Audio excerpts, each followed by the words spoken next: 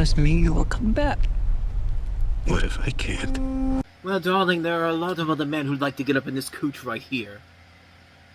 I'm sorry for that. I don't know why I'm starting this off on that note, but, I mean, how can I not say that after a line like that? But, fun fact, I thought that trailer was going to end with the scene where they're getting attacked by the Cyclops, but it turns out that's a later trailer. So, yeah.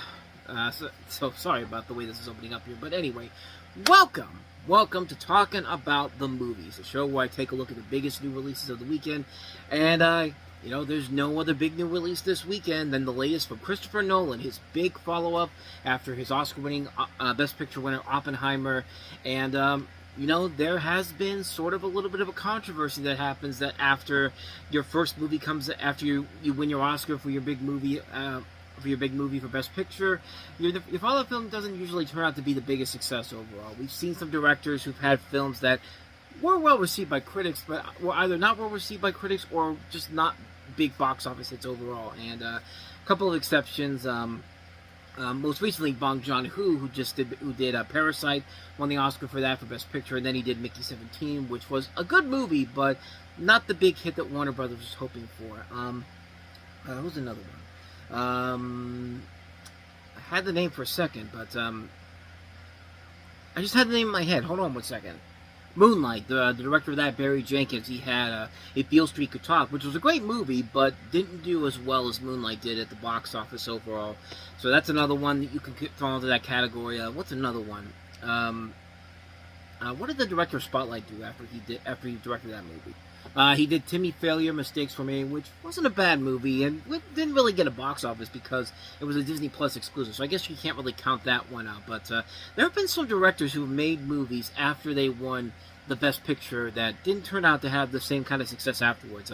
Ben Affleck is an example of that. He directed Argo, and then his next movie after that as a director was Live by Night, which was not a very good movie whatsoever. Let's see, who else? Trying to see who else here. Something Millionaire, No Country for Old Men, Departed, Crash. Maybe it's not as much as that. Maybe it's not as much as I used to, but I'm used to hearing about. But I do remember that whenever a director did something for Best Picture, after he won Best Picture, it was usually considered either not a big hit financially or critically. But I'm looking at these directors here. These aren't really. They've made movies that were successful one way or the other, like Peter Jackson, for example, Lord of the Rings: Return of the King. His next one was King Kong, which was a hit when it came out.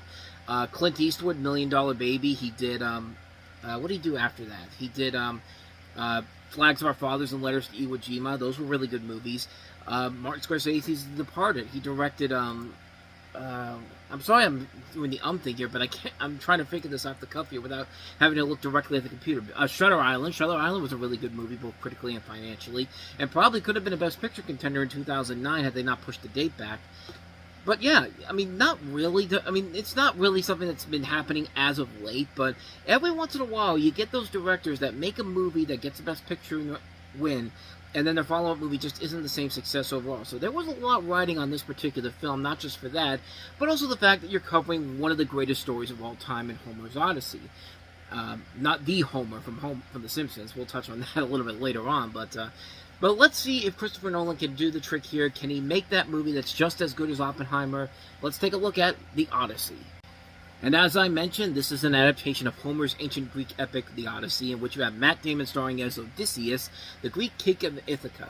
And it chronicles his long and perilous journey home after the Trojan War and his encounters with mystical beings as he attempts to reunite with his wife Penelope, played by Anne Hathaway. So, you're probably wondering to yourself, who else is in this movie? Well, how do I describe who else is in this movie? How about this? Starring everybody, yes. I had a choice between that from The Great Muppet Caper or this from The Professional. Everyone! I think both kind of work in that flavor here because you have the starring everybody from The Great Muppet Caper, or you could just do the Gary Oldman screaming everyone from The Professional, and I think it could have worked out overall. But I'm not kidding around. This film literally stars literally everybody in Hollywood. I also just realized I could have also used the Family Guy clip where, you know, Peter's trying to trick his way out of not going on this father-daughter camping experience with Quagmire and his new daughter, and he's just coming up with names of people who can go with him, like, here's some people from Family Guy, and here's some people from American Dad, and the Orville, the ship, the Orville, not anybody in the cast itself, the ship from Orville, and then Seamus basically goes to the window. It's just like, oh, by the way, everybody's out here. And it's literally everybody that Seth MacFarlane's ever created, from Family Guy, American Dad, The Cleveland Show, the Orville ship. And Peter's just like, oh my God, it's literally everybody. And that's what you feel like when you look at the cast. It's just like, oh my God, they literally got everybody in Hollywood to be in this, pretty much. Because you have Matt Damon, you got Anne Hathaway, you got Tom Holland as the son of Odysseus and Penelope, Robert Pattinson as Antinous, Lupita Nyong'o in a dual role as Helen of Troy, and also I'm going to get these names wrong here, but Helen's sister Clytemnestra, I think I'm pronouncing that name correctly. Samantha Morton, John Leguizamo, Zendaya as Athena, Charlize Theron as Calypso, John Barenthal, Himesh Patel, Bill Irwin, Elliot Page, Benny Safdie, Corey Hawkins, Mia Goth, Logan Marshall Green, Ryan Hurst, who's in the news recently because he was basically fired because of an injury he suffered on the set of the God of War series. Travis Scott has a cameo in here. James Remare. I mean, they've stacked a cast on this movie here, which does lead into one of the few problems I have with this movie overall. And I do say few problems because, honestly, if I'm being perfectly fair with you, I think the biggest mistake of this movie overall is not having this memorable scene from the story of the Odyssey. I think you all remember this little gem. I'm going home. Which way to Ithaca? It's not so easy. You must go through Hades, crossing the River Styx.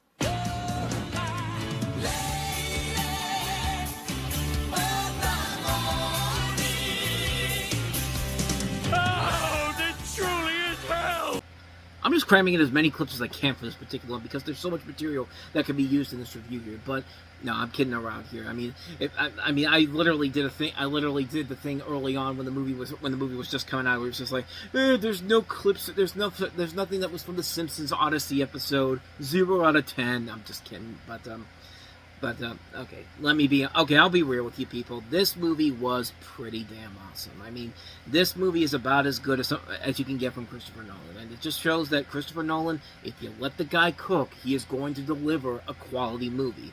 Like, I like the fact that everyone was trying to be like, okay, we're going to go ahead and take down this guy. I mean, he's too powerful for us.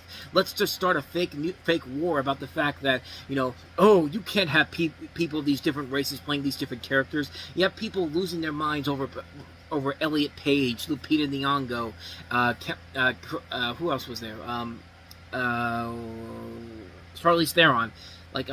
I'm trying to remember this off the cuff here. You have people going like, nope, we got to make this a woke thing because it's too woke for us. And by the way, woke is not a thing. It will never be a thing. And you try to do it down, and you try to bring it down here. You have Elon Musk getting mad about the fact that they brought in Elliot Page to play one of the people in here. And so far that's not working to their advantages, because guess what? Highly acclaimed movie, 99% on Rotten Tomatoes, a 97% on the audience thing, and $120 million set to make this weekend. So good job on that. And it just goes to show you that those people, the fake online outrage, is not going to bring a movie like this down. They tried to do it with The Little Mermaid 3 years ago. That didn't work out very well for them. So Can this be the thing that makes people realize maybe we should stop doing this, because nobody's going to take us seriously anymore?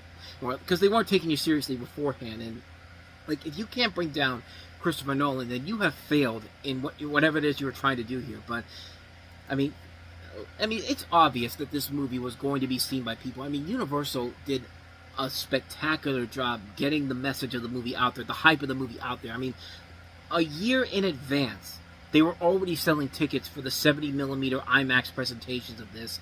Which was unprecedented. You don't have a movie coming out a year in advance and selling tickets just like that, and yet all of a sudden you have it with this movie. They sell out quickly.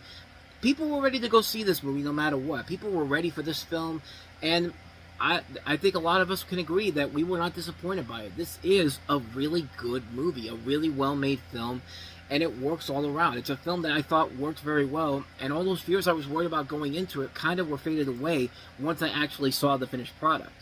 And I was really worried that the overhype and the fake outrage was going to ruin the film in the long run. But this is one of those films that can't really be killed because it is just so good, and it just shows you the power of what Christopher Nolan's capable of doing and why he's one of our great directors working right now. This film does a good job of giving us the grand, sweeping, epic adventure film that we don't usually get a lot of anymore. Like, you don't have a director of this caliber making a film of this gigantic scope and scale. Like, I mean, I've been saying that I've missed the days of the definition of an epic adventure, you know, of an epic film. Like, you know, the stuff that we used to watch on TV a lot back in the day. You know, your Spartacuses, your Ten Commandments, your Ben-Hurs, like these big, sweeping epics. And seeing Christopher Nolan bring that back in a modern age, I thought was pretty awesome. And seeing it on the big screen, on the biggest screen I could see, like I didn't get to see this on a 70mm screen. I got to see this in Cinemark XD. I mean, Cinemark XD did a very good job of giving you a good enough idea of how big the scope and scale of this movie was. It would have been cool to see this on the biggest screen possible, but I mean, I don't think I even have, to be perfectly honest, I don't even think we have that big of a screen out here. I think the biggest IMAX screen around here is the one down in downtown Pittsburgh at the Carnegie Science Center, or whatever the new name is. I can't remember off the top of my head, because it's like a long name. It used to be just be simply the Carnegie Science Center, but now it's just this long name that, you know, it's one of those things where it's just like, yeah, people are going to have that new name there, but everyone's just going to call it the Carnegie Science Center, just like we call Acrisure Stadium Heinz Field, because that's what it is. That's what Heinz Field is. But anyway, but yeah, it's something where it's just like, yeah, if I could get out there, maybe I'll see this again on the biggest screen I could see around here, because I think that's the only biggest screen we have out here in this general area in Western Pennsylvania.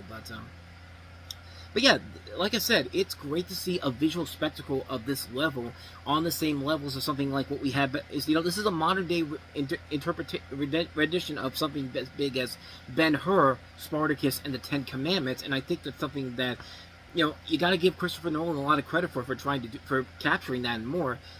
The one thing I was worried about with this particular movie, though, was the fact that there was a lot of star-studded casting and characters that just felt like, you know, there's going to be way too many people. Like, how are they ever going to cut this down into a 3-hour film and keep the audience invested in what they were doing? And honestly, I thought he did a pretty good job with it overall. I thought characters were going to be too much, but no, everyone does play their parts very well. Everyone that needs to be in here for the amount that they need to do get their time on screen, and there are a lot of really good performances in here, with 3 in particular that really struck out to me was Elliot Page. You know, that's the first time we've ever seen him in something like this, in a big movie like this, ever since he made the transition over to becoming a man after being a woman for so many years. I mean, he did a pretty good job in this overall. Robert Pattinson was really good, showing that, yeah, Twilight was not the reason why he was not the reason Twilight was terrible. Twilight was terrible because Twilight was a badly written script. And Tom Holland, who really is becoming one of those big guys who's going to be one of those big movie stars going forward. And him, Zendaya, John Barenthal, they're going to have a really good couple of weeks, because in a couple of weeks from now, Spider-Man Brand New Day comes out. So yeah, they're going to be raking in the dough with that coming up. But not to say that everybody else wasn't bad in the movie. Everybody else did their parts very well. Matt Damon is Matt Damon. Anne Hathaway is Anne Hathaway. You know, everyone did play their parts very well. But to me, the 3 highlights were Elliot Page, Robert Pattinson, and Tom Holland. And again, kind of like with Oppenheimer, it never felt like you were sitting in there for a long period of time. I never felt like there was anything that could have easily been cut out. I think the movie did a very good job of keeping you invested in what was going on in the finished product overall. And, you know, kind of like with Oppenheimer, it's just something where you're just so invested in what's going on that time is not a factor for you. It's like you don't realize, like, I mean, one of the things with Oppenheimer that I loved about that movie so much was the fact that you sat in there for nearly 3 hours, and it never felt like you were getting bored by it. You were still invested in every single thing that was happening. Even after they dropped the bomb in that movie, there's still an hour's worth of movie, and you don't care, man. You're still so invigorated and invested in what's going on. It's just like you don't really realize that you've been sitting there for over 3.5 hours plus trailers. Which, yeah, this was kind of like that too.